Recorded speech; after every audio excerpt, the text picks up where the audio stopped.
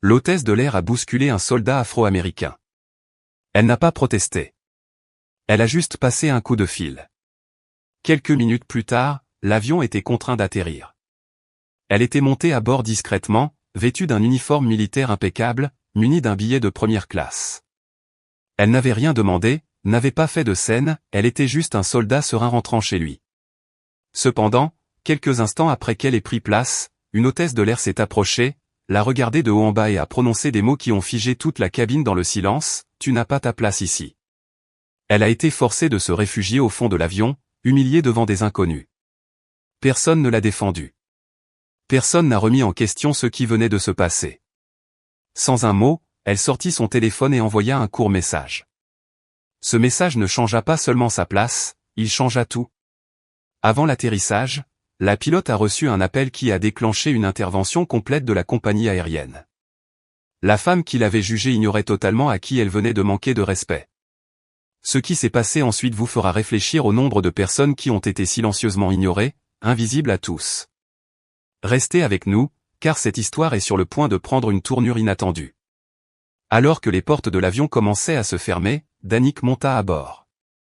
Ses bottes militaires résonnèrent doucement et solidement sur le plancher de la cabine. Son uniforme était impeccable et sa posture respirait un calme que seules des années de discipline pouvaient conférer. Elle n'était pas là pour impressionner qui que ce soit. Elle voulait juste rejoindre sa place et se reposer. C'était son premier vol de retour d'une longue mission à l'étranger. Son père lui avait fait la surprise de lui offrir un billet en première classe en guise de cadeau de bienvenue. Il n'avait pas dit grand-chose en le lui tendant, juste un hochement de tête ferme et un doux « tu le mérites ». C'était suffisant. Elle recherchait la paix, pas la reconnaissance. Danik traversa la cabine avec une détermination silencieuse, scrutant les numéros de siège jusqu'à ce qu'elle trouve le 3, juste à côté de la fenêtre. Elle s'assit avec précaution, plia sa veste avec précision et plaça son sac à dos sous le siège devant elle. Quelques passagers lui jetèrent un coup d'œil, certains lui adressèrent un sourire poli, d'autres ne remarquèrent même pas sa présence. Elle ne broncha pas. Elle se laissa aller en arrière et ferma les yeux un instant, laissant le poids de l'année écoulée commencer à s'enlever de ses épaules. Elle voulait juste profiter de la sérénité de ce moment. Mais cela n'a pas duré. Une hôtesse de l'air s'avança dans l'allée. Son badge indiquait Karen Mitchell. Elle était grande, aux traits anguleux, les cheveux relevés en un chignon serré, un presse-papier à la main. Elle esquissa un sourire en s'approchant, mais il semblait forcé. Ses yeux passèrent du visage de Danik au numéro du siège, puis à l'uniforme. « Excusez-moi » dit Karen en s'arrêtant à côté d'elle. « Puis-je voir votre carte d'embarquement » Danik ouvrit les yeux, légèrement surprise, mais hocha la tête en silence. Elle sortit le pass de sa poche et le lui tendit. Karen l'examina un instant, puis regarda à nouveau Danik. Le coin de sa bouche se crispa. « C'est un siège de première classe. »« C'est exact, » répondit calmement Danik. « C'est ce qui est écrit sur mon billet. » Le sourire de Karen s'estompa. « Tu voyages seul » Danik hocha la tête. L'agent garda le pass un instant, comme s'il attendait un changement, puis le rendit en disant « Je crois qu'il y a une erreur. Cette section est réservée aux clients premium. » Danik la regarda, perplexe. « C'est la place qui m'a été attribuée. Elle est correcte. » Karen ne recula pas. Elle se pencha légèrement, baissant la voix mais restant ferme. « Je vous demande de vous mettre au fond. Vous avez peut-être reçu ce billet par erreur, ou peut-être que quelqu'un vous l'a donné. Quoi qu'il en soit, je dois résoudre ce problème pour que nous puissions décoller. » Danik cligna des yeux. « C'était un cadeau de mon père. Il l'a acheté. Je suis sûr qu'il était bien intentionné. »« Je comprends, » dit Karen. « Mais ce n'est pas habituel. J'ai besoin que tu viennes avec moi. » Elle tendit la main et toucha Danik légèrement mais fermement. C'était suffisant. Danik s'est levé. Certains passagers tournèrent la tête avec curiosité. D'autres regardèrent leur téléphone. Mais personne ne dit mot. Le silence remplit la cabine. Danik se leva lentement.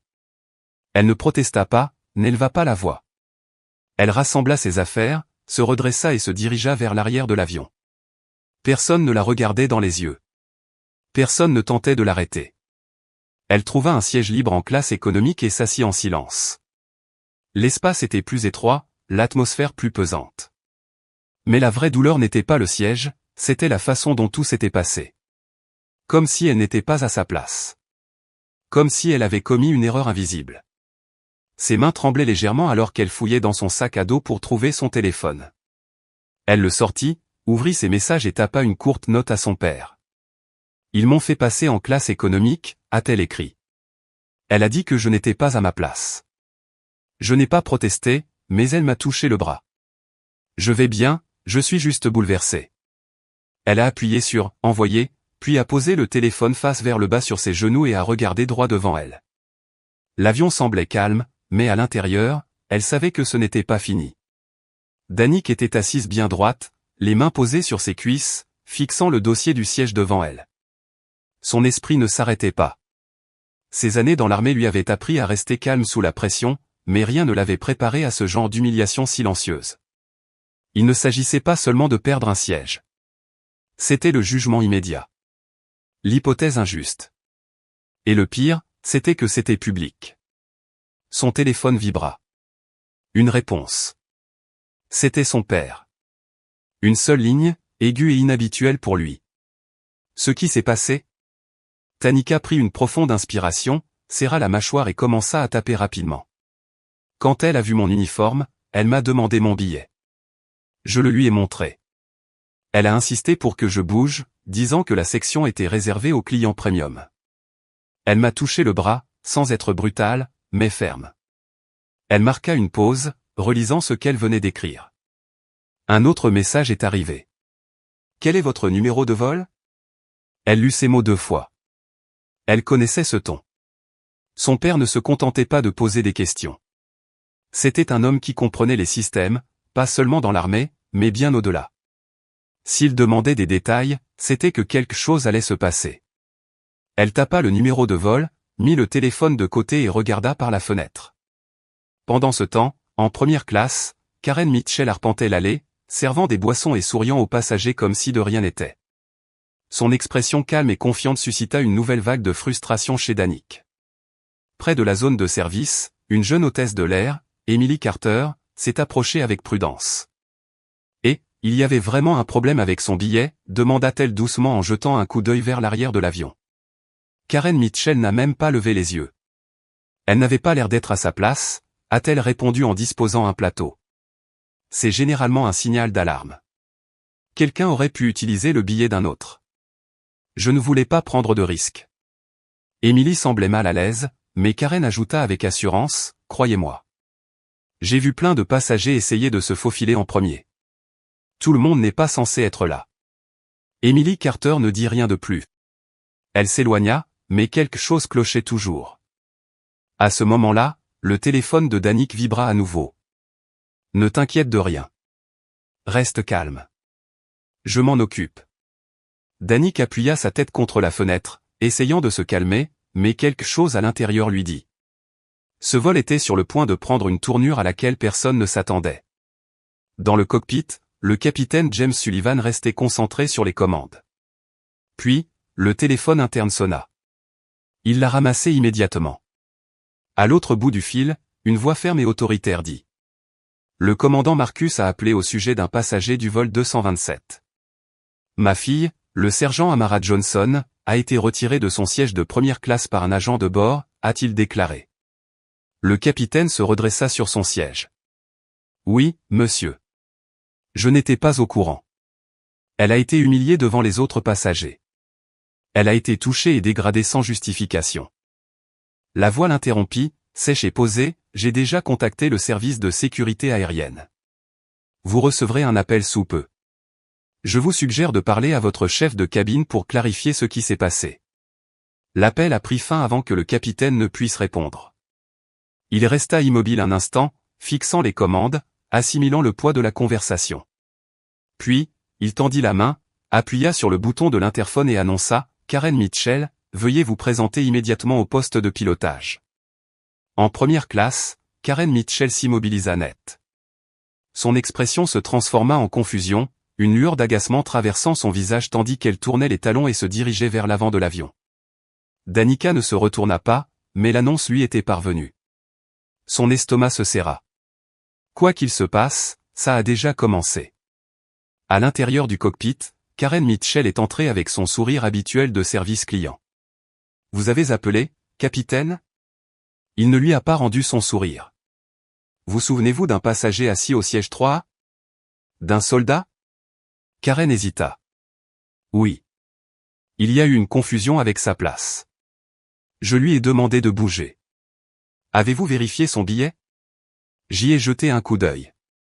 C'était assorti au siège, répondit-elle en se déplaçant légèrement. Ça correspondait, répéta le capitaine, mais elle n'était pas sur votre liste. J'ai supposé que c'était une erreur, dit Karen d'une voix légèrement aigre. Elle portait un uniforme. Parfois, les passagers font ça pour obtenir un surclassement par sympathie. Je voulais juste en être sûr. La mâchoire du capitaine se serra. Cette passagère est le sergent Amara Johnson, fille du commandant Marcusset. Il supervise actuellement les opérations de défense nationale et a déjà contacté le département de la sécurité aérienne. Ce vol relève désormais de la compétence fédérale. Il se tourna vers Karen avec un calme délibéré.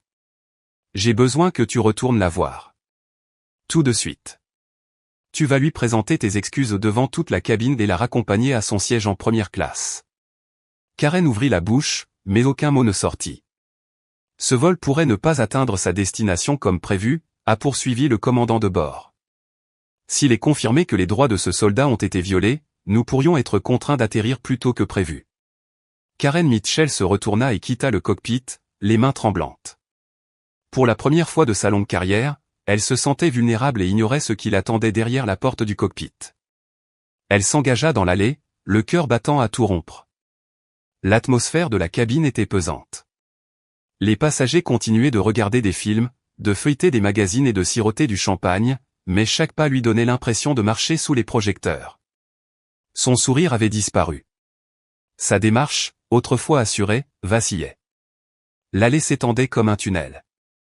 Elle s'arrêta juste avant d'entrer dans la section économique, scrutant les rangées jusqu'à ce que ses yeux se posent sur Danik, assis en silence, les mains posées sur ses genoux, le regard fixé sur la fenêtre.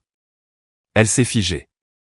La femme qu'elle avait fait expulser une heure plus tôt était désormais la raison pour laquelle son nom circulait peut-être au siège de l'aviation fédérale. D'autres hôtesses de l'air observaient silencieusement. Emily Carter, près de l'aire de service, échangea un regard avec une autre collègue. Personne ne parla. Personne ne proposa son aide. Mademoiselle Bork redressa son uniforme et inspira profondément par le nez avant de se diriger vers la rangée de Danik. Sergent Thompson, commença-t-elle en s'accroupissant légèrement à sa hauteur, d'une voix basse et mesurée, il semble y avoir eu un malentendu. Je voudrais vous raccompagner à votre place en première classe. Danica tourna lentement la tête. Son expression était indéchiffrable. Un malentendu? Oui, répondit rapidement Karen. Votre nom n'était pas correctement inscrit sur le manifeste de la cabine. J'ai supposé qu'il y avait une erreur. Mais le problème a été résolu. Danik l'étudia un instant, puis baissa les yeux et tapa un message avec des doigts stables. Il est là. Il veut que je revienne. Il dit que c'était un malentendu. La réponse de son père est arrivée presque instantanément, la libérant ainsi pour dire ce qu'elle ressentait vraiment, sans excuse, sans protocole, juste la vérité. Danik leva les yeux vers Miss Bork. Tu m'as dit de bouger, dit-elle d'un ton neutre. Tu m'as dit que je n'avais pas ma place en première classe. Et tu m'as touché. Mademoiselle Bork se raidit sous l'accusation. C'était un geste mineur, répondit-elle sur la défensive. Tu m'as touché, répéta calmement Danik. Et maintenant, tu veux faire comme si de rien n'était. Certains passagers commencèrent à s'en apercevoir. Les écrans s'arrêtèrent. Les verres se baissèrent. L'atmosphère devint tendue, inconfortable. Karen Mitchell avait la gorge sèche.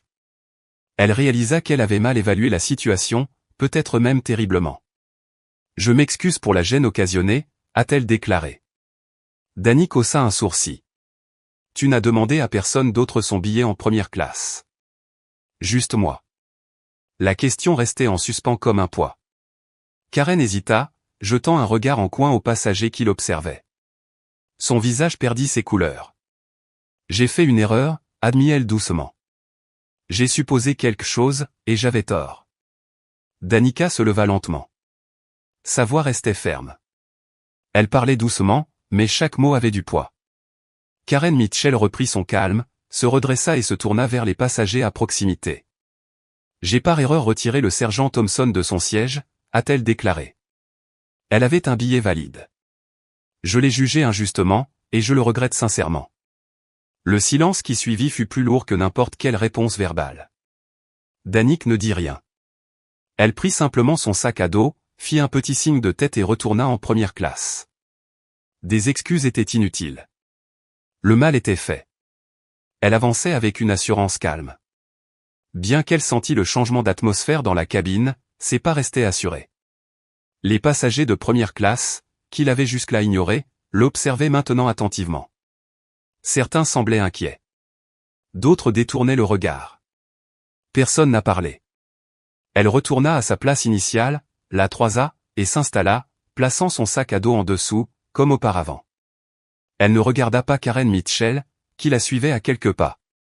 Le chef de service s'arrêta à côté d'elle, incertain de ce qu'il allait dire ensuite.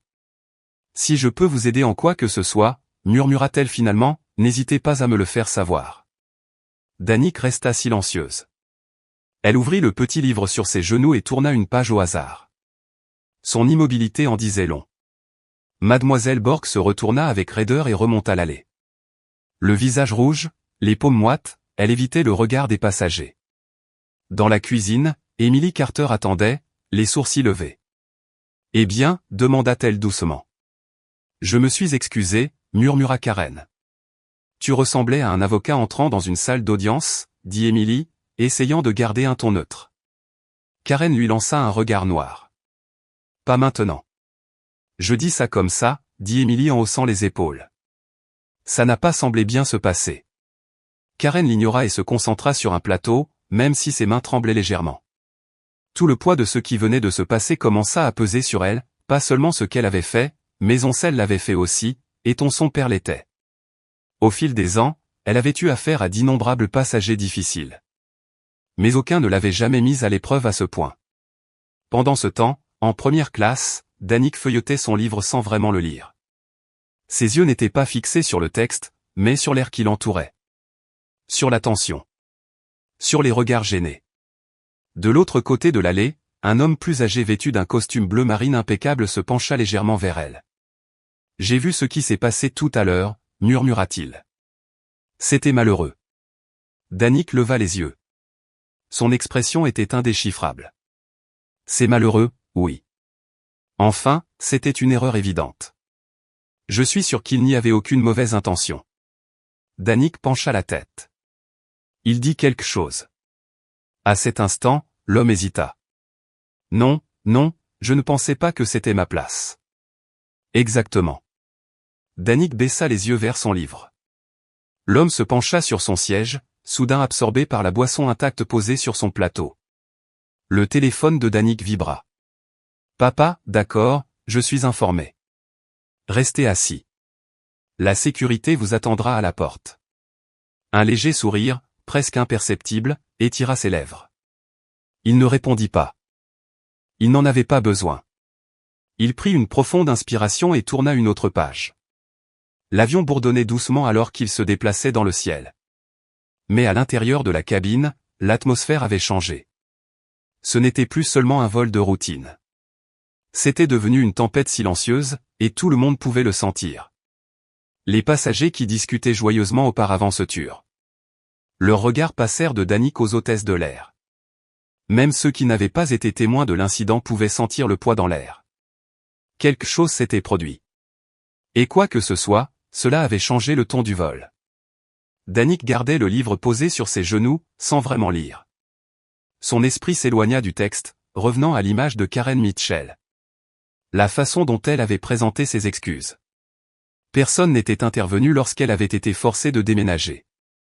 Il pensait à son père, à la façon dont il n'élevait jamais la voix, ne perdait jamais son calme. Il a agi simplement, avec constance et détermination, avec une résolution tranquille. Le rideau séparant la première classe de la cabine principale oscillait légèrement. Karen Mitchell réapparut, un plateau à la main. Elle marchait lentement, sans sa confiance d'avant. Elle ne souriait plus. Seule une fine ligne pâle marquait ses lèvres. Ses yeux balayèrent les passagers, évitant délibérément le siège de Danick. Elle s'est arrêtée au 2C et a demandé doucement si la femme là-bas voulait boire un verre. Le passager hocha la tête avec raideur, jetant un bref coup d'œil vers Danick avant de se retourner. C'était un geste subtil, mais Danick l'a remarqué. Tout le monde en avait vu assez pour comprendre ce qui s'était passé. Même s'il prétendait le contraire. Borg s'avança dans l'allée, sa politesse désormais tendue. Sa voix tremblait tandis qu'il prenait les ordres. Il s'arrêta à côté d'Emily Carter, qui organisait les provisions dans la cuisine. Et se pencha légèrement. « Je lui ai offert un verre », murmura-t-il. « Est-ce qu'elle a accepté ?» demanda Emily sans le regarder. « Non, je l'ai fait. »« Tu n'as rien à dire », répondit Emily calmement. Son silence en dit long. Karen serra la mâchoire. « Tu crois vraiment qu'ils vont faire quelque chose ?» me suis-je excusé.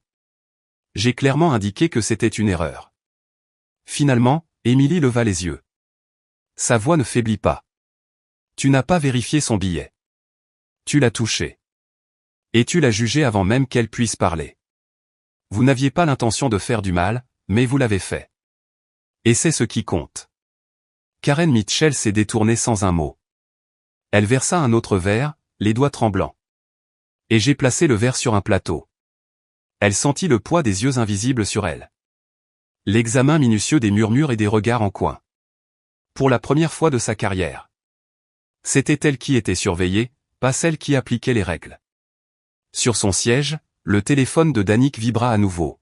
« Papa, vous verrez quelqu'un entrer dans la cabine après l'atterrissage. Restez assis. Laissez-le venir à vous. » Danick répondit par un simple hochement de tête. Il ferma le livre et le posa sur le plateau. Ses yeux se tournèrent vers la fenêtre, vers les nuages qui glissaient. Il pensait aux défis qu'il avait déjà surmontés. Zone de guerre, tempête, moment de chaos avec son équipe. Mais ce vol silencieux.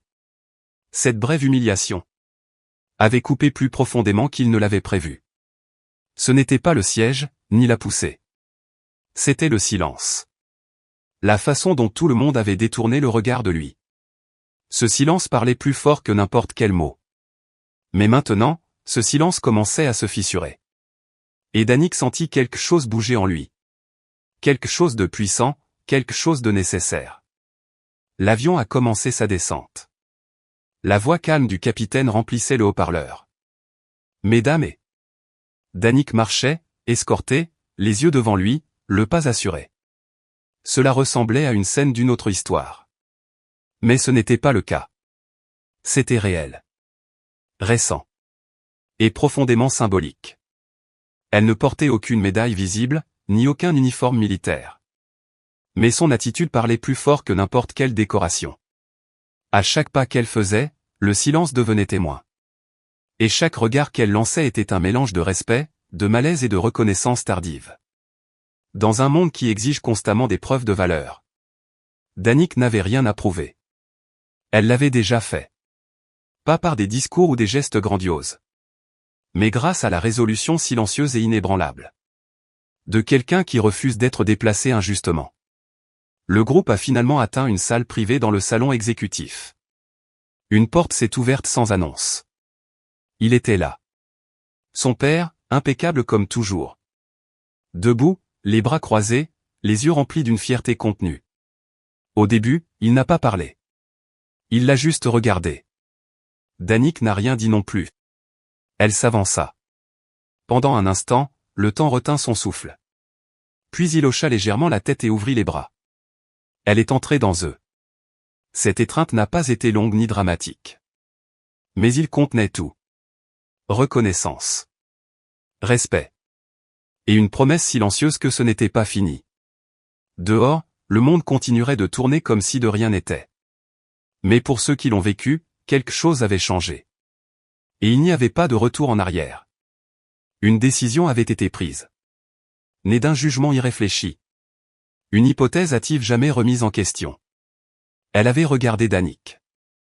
Et elle pensait savoir qui il était en un instant. Dans cet acte d'arrogance. Déguisé en procédure. Elle avait déclenché une tempête. Qu'aucune formation en entreprise ne pourrait contenir. Le silence dans le salon n'était pas professionnel. C'était accablant. Il n'y avait aucun email à supprimer. Aucun protocole à citer qui pourrait justifier ce qu'elle avait fait. Parce qu'au fond, elle savait que, au-delà des réglementations, il y avait une ligne qu'elle avait franchie. Pas avec des cris. Pas avec des insultes. Mais avec un refus silencieux. Avec un regard qui disait « Tu n'as pas ta place ici ». Elle envisagea d'envoyer un autre message. Peut-être une explication. Peut-être une justification. Mais que pouvait-elle dire qui ne ressemblait pas à une défense désespérée? Comment pourrait-elle demander de la compréhension? Alors qu'elle l'avait nié si facilement elle-même? Devant elle, une horloge numérique faisait tic-tac. Chaque seconde lui rappelait qu'elle n'avait plus le contrôle. Dehors, les voix s'élevaient. Les équipes des médias se sont rassemblées. Et l'image de Danik, marchant la tête haute, était déjà diffusée en boucle sur les réseaux sociaux. Pas en tant que victime, mais comme un symbole. Comme le commencement de quelque chose qui, cette fois, ne serait pas réduit au silence. Karen serra les poings, sentant sous ses doigts la texture de son uniforme. Sa combinaison de vol était toujours impeccable, parfaitement ajustée, sans un pli. Mais à l'intérieur, elle ne l'était pas. Parce qu'il ne s'agissait pas simplement de perdre un emploi. Il s'agissait, enfin, d'affronter la vérité. La vérité sur celle qu'elle avait choisi de devenir.